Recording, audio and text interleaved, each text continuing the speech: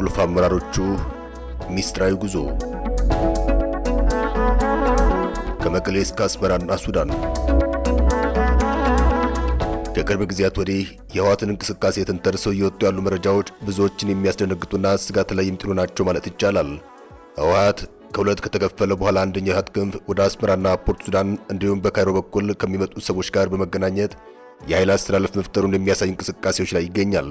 ለጊዜው ስማቸው ያልተጠቀሱና የተጠቀሱ የህወሓት ወታደራዊ ጄኔራሎች ብሎም የፖለቲካ አመራሮች እንዲሁም አክቲቪስቶች ከመቀሌ ወደ ዛላምበሳና አስመራ እንዲሁም ወደ ፖርት ሱዳን ብሎም ሌሎች ሀገራት ሚስጥራዊ ጉዞ ማድረጋቸውን የሚያመላክት መረጃ ሲወጣ መቆየቱም የሚታወስ ሀቅ ነው። የህወሓት አመራሮች ብዙውን ጊዜ የሚያደርጉት በአስመራ በኩል ሲሆን የጉዟቸው ዓላማ ጦር መሳሪያ ለመግዛት ብሎም ወታደራዊ ድጋፍ ለማግኘት እንዲሁም የህክምና አገልግሎት ለማግኘት ብሎም የዲፕሎማሲ ስራ ለመስራት መሆኑን ሚስጥራዊ እንቅስቃሴያቸውን ከሚያሳዩ መረጃዎች መረዳት ይቻላል። በዚህ ዝግጅት የምንመለከተው ዋና ጉዳይ በአመዛኙ የህወሓት አመራሮችን ሚስጥራዊ ጉዞ ይሁን እንጂ የአራት ኪሎ የካይሮና የአስመራ ቁልፍ አመራሮች ሚስጥራዊ ጉዞም አብሮ ይታያል። ከሰሞኑ ከአስመራ እስከ ጅቡቲ ድረስ የተደረጉ ሚስጥራዊ ጉዞዎችም አሉ። እነሱን እናያለን። አብራችሁን ቆዩ።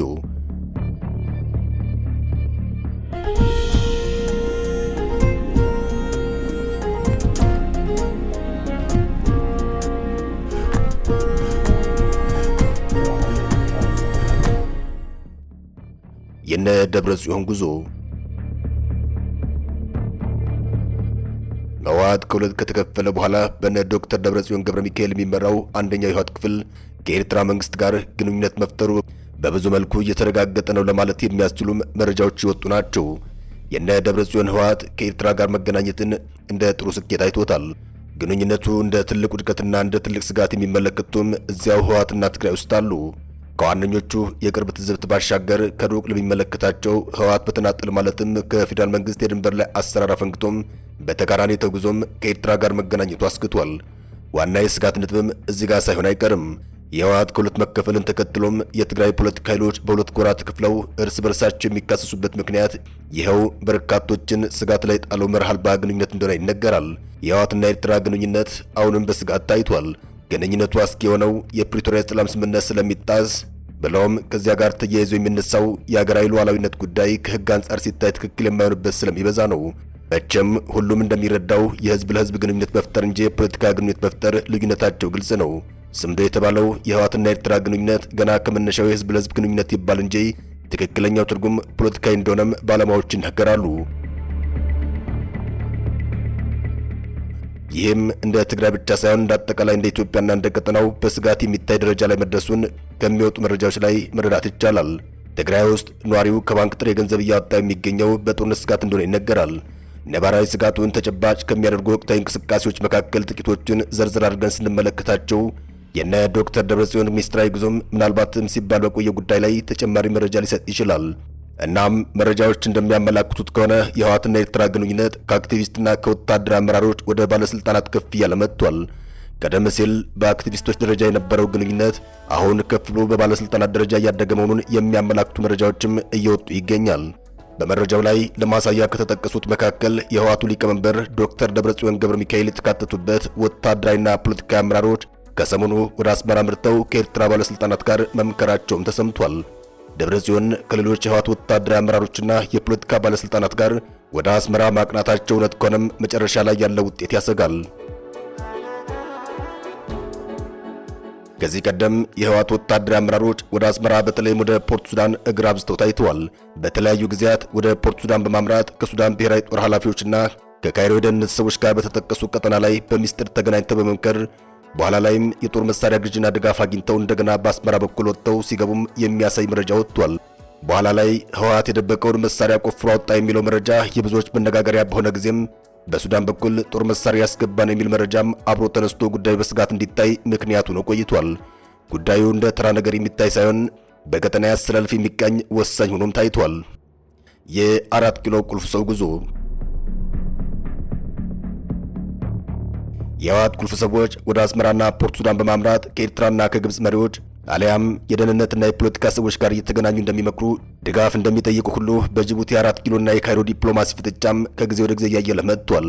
በተለይ በቅርቡ ግብጽ ለኢትዮጵያ ዓለም አቀፍ ንግድ መተላለፊያ በሆነችው በጅቡቲ ላይ አንድ ፕሮጀክት መጀመሯን የሚያሳይ መረጃዎች መውጣታቸውን ተከትሎም ከፍተኛ ስጋት ተፈጥሯል። ስጋቱ ያው የሚታወቅና የሚገመት ነው። ካይሮ ብዙውን ጊዜ የኢትዮጵያን የውስጥ ችግር ወደ አጋጣሚ ለመቀየር ትፈጥናለች። እናም ከዚህ አንጻር ጊዜው ለግብጽ ጥሩ አጋጣሚ የሚፈጥር ሆኖ ታይቷል። የቅርብ ጊዜው የካይሮ ባለስልጣናት ከጅቡቲ ባለስልጣናት ጋር መምከራቸው ከዚያም ጋር ተያይዞ የትልቅ ፕሮጀክት ባለቤት ለመሆን ጫፍ ላይ መድረስና ስምምነት ማድረግ ለኢትዮጵያ ስጋት ሆኖ ታይቷል። ካይሮ በኢትዮጵያ ጎረቤቶች ላይ እንቅስቃሴ ታደርጋለች። የእንቅስቃሴው ዓላማም በዚህ በኩል ተጽዕኖ ለመፍጠር ሲሆን እናም ለኢትዮጵያ ዓለም አቀፍ ንግድ መተላለፊያ በሆነችው ጅቡቲ ውስጥ ግብጽ ትልቅ የኢንቨስትመንት እንቅስቃሴ እያደረገች ይገኛል። ካይሮ አዲስ የወደብና የሎጂስቲክ መገልገያዎችን ለመገንባት በሚያስችላት የትብብር ስምምነት ላይ ደርሳለች ነው የተባለው። ይህን ተከትሎም በብሔራዊ መረጃና ደህንነት አገልግሎት ዳይሬክተር ጄኔራል አምባሳደር ሬድዋን ሁሴን የተመራ የልዑካን ቡድን ከጅቡቲያቸው ጋር መምከሩን የቀጠናውን የኃይል አስተላለፍ የሚያሳይ ነው እየተባለ ይገኛል። አምባሳደሩ የኢትዮጵያ ብሔራዊ ጥቅም ዋነኛ አካል የሆነውን የንግድ የኮሪደርና የመሰረተ ልማቶች ከግብጽና ከማንኛውም የጸጥታ ስጋት መጠበቅ ቀዳሚ አጀንዳው ለማድረግ ዓላማ ይዞም ወደ ጅቡቲ መጓዙን የታወቀው ከጅቡቲ ጋር የደህንነት ትብብርን ማጠናከር ኢትዮጵያ በቀይ ባህር ጂኦፖለቲካ ውስጥ ያላትን አቋም ለማስጠበቅ ብሎም የተፈጠረውን ዲፕሎማሲያዊ ምችት ማጣት ለመቀነስ ይረዳልም ነው የተባለው። ጅቡቲ የገባው በብሔራዊ መረጃና ደህንነት አገልግሎት ዳይሬክተር ጄኔራል አምባሳደር ሬድዋን ሁሴንና የተቋሙ ምክትል ዳይሬክተር ጄኔራል ሲሳይ ቱላን ያካተተው የልዑካን ቡድን ከጅቡቲያቸው ጋር የደህንነት ትብብሮችን ማጠናከር በሚቻልበት ወሳኝ ሁኔታ ላይ ውይይት ማድረጉም ተዘግቧል። ነገር ግን ጉዞ ብቻውን የካይሮን እንቅስቃሴ አልገታውም። ቀጠናዊ ፍጥጫው ከዚያ በላይ ከፍሎ እየመጣ ይገኛል። ቀጠናው ላይ የተሰለፉ ኃይሎች ከላይ የተመለከትናቸው ሁሉም ከኢትዮጵያ አንጻር የተሰለፉ ናቸው። ህወሓት፣ ኤርትራ፣ የሱዳን ጦርና ግብጽ አንድ ላይ ሆነውም በኢትዮጵያ ላይ እያሴሩ ይገኛል። እነዚህ ኃይሎች ሁሌም እንደሚባለው የቀጠናው ጠንቆች ናቸው። የግብጽና ኤርትራ የጋራ ስጋት ኢትዮጵያ ስለሆነች ትንቅንቁ ከፍተኛ ሆኖ ቀጥሏል። የኢትዮጵያ ቀጠናዊ ጥያቄዎች ተገቢውን ምላሽ እንዳያገኙ በማድረግ በኩል ግብጽና ኤርትራ ተመሳሳይ አቋም እያሳዩ ይገኛል። ሁለቱም ኃይሎች በየፊናቸው አባይ ወንዝና ቀይ ባህር ላይ ወይም ወደብና ግድብ ላይ እያሳዩ ያለው አቋምና የሄዱበት መንገድ ኢትዮጵያን የሚገዳ ሆኖ ይታያል። ኢትዮጵያ በአባይ ወንዝ ላይ ግድብ እንዳትገነባ ግብጽ ስታሴር ቆይታም በመጨረሻ ኢትዮጵያን ፈተና ሁሉ አልፋም ግድቡን ከጥግ ማድረሷ ይታወቃል። ይህን ተከትሎም የካይሮ ቀጣይ ሴራ ከፍ ብሎ እየታየ ይገኛል። ሴራው መልኩን ቀይሮ መጥቷል። የኢትዮጵያ መንግስት ታሪካዊና ህጋዊ መብት አለኝ በሚል እሳቤ በቀይ ባህር የባህር በር ጥያቄ ቢያቀርብም ግብጽ የቀይ ባህር ጎረቤቶች እነዚህ ናቸው እያለች ይገኛል። ኢትዮጵያ የቀይ ባህር ጎረቤት አይደለሽምና ገባሽም የሚል መግለጫ እስከ ማውጣትም መድረሷ ይታወሳል። ግብጽና ኤርትራ አንድ ላይ ሆነው ኢትዮጵያ ላይ ዘመቱትም በዚህ ቀጠናዊ ጥልፍልፍ ላይ ተገኝተው እንደሆነ ይነገራል። በአባይ ጉዳይ ግብጽና ሱዳን ለረጅም ዓመታት ኢትዮጵያን ጠምደዋት መቆየታቸው ይታወሳል። ዛሬ ሱዳን በእርስ በርስ ጦርነት ከሁለት የመከፈል ስጋት ስለገጠማት የኃይል አስተላለፉ ሌላ መልክ ይዟል።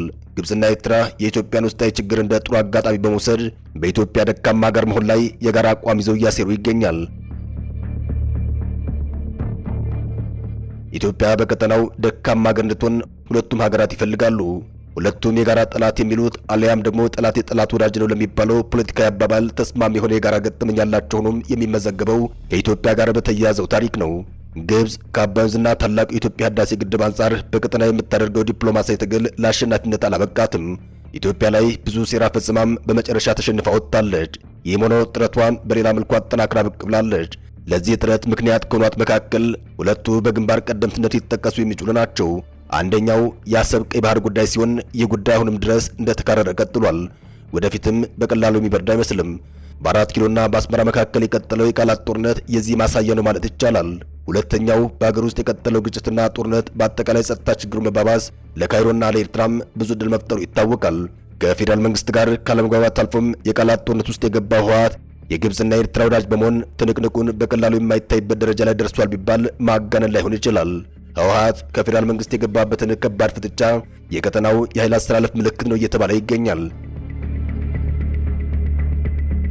የፕሪቶሪያው ሰላም ስምምነት ተጥሶም ህወሓትና የፌዴራል መንግስት ወደ ግጭት የሚገቡ ከሆነም ጦርነቱ በኢትዮጵያ ምድር ብቻ ሊወሰን እንደማይችል እየተገለጸ ያለውም ከህወሓት ጀርባ ኤርትራና ግብጽ መኖራቸው ስለሚታወቅ ነው። ካይሮና ኤርትራ ህወሓትን በእጃዙር መደገፋቸው በስፋት ይነገራል። የህወሓት ወታደራዊ አመራሮችና ፖለቲካ ኃይሎች በተለያየ ጊዜም ወደ አስመራና ፖርት ሱዳን በሚስጥራዊ ጉዞ ሄደው ከደህንነት ሰዎች ጋር መምከራቸው የሚጠቁሙ መረጃዎችም ሲወጡ ቆይተዋል። በፖርት ሱዳን የግብጽ ደህንነቶች ጭምር ከካይሮ ተነስተው መጥተው ይመክሩ እንደነበር ይዘገባል። በቅርቡ ደግሞ የህወሓት ቁልፍ ወታደራዊ ሰዎችና መሪዎች ወደ አስመራ ሄደው ከኤርትራ ባለስልጣናት ጋር ተወያይተው መመለሳቸው እየተሰማ ይገኛል። ይህ እንደተባለው ማረጋገጫ የሚሰጠው ከሆነም የትግራይ ነዋሪዎች የጦርነት ስጋት ምክንያታዊና ተጨባጭ ነው ለማለት የሚያስደፍር ይሆናል። ከ4 ኪሎ ጅቡቲ የገቡት የፌዴራል መንግስት ቁልፍ ባለስልጣናት ለቀጠናው የኃይል አስተላለፍ ምልክት አካል ሆነዋልም እየተባለ ይገኛል። ሰላም ለመላ ምስራቅ አፍሪካ ይሁን። አበቃን። ሰናይ ጊዜን ተመኘን።